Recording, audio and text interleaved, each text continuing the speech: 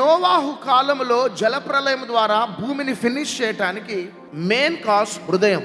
హృదయము అన్నిటికంటే మోసకరమైనది, అది భయంకరమైన వ్యాధి కలిగినది. మనుషులు పైరూపాన్ని చూస్తారు, దేవుడు హృదయాన్ని చూస్తారు. Just because of heart condition దేవుడు భూమిని ఫినిష్ చేసేసిన. ఆ టైంలో నోవాహు ఫ్యామిలీ మాత్రం హృదయాన్ని జాగ్రత్తగా కాపాడుకున్నారు. అయితే నేను రెండోసారి వచ్చే సమయంలో ప్రజల యొక్క హార్ట్ కండిషన్ అంతా చాలా భయంకరంగా ఉంటుంది.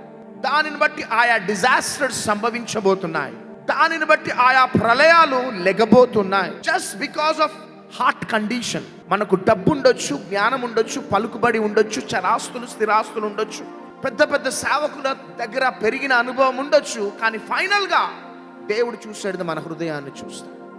హృదయమును బట్టే నువ్వు దీవించబడాలా, హృదయమును బట్టే నీలో డౌన్ఫాల్ జరగాల, just because of your heart condition. రెండోదిగా తిండి వలనైనను మత్తు వలనైనను ఐహిక విచారములు, ఇవి మూడు ఇప్పుడు ప్రెసెంట్ డేస్లలో పనిచేస్తున్నాయి. తిండి, మత్తు, ఐహిక విచారం. దేనికి సాదృశ్యం అంటే మన ఫ్లెష్కి సాదృశ్యం. మన శరీరం, శరీరాశ, నేత్రాశ, జీవపు డంబం.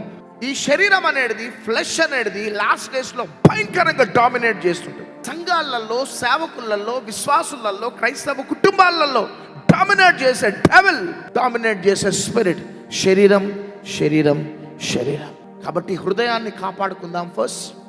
రెండోదిగా దానికి ఈక్వల్ మన దేహాన్ని కూడా జాగ్రత్తగా కాపాడు.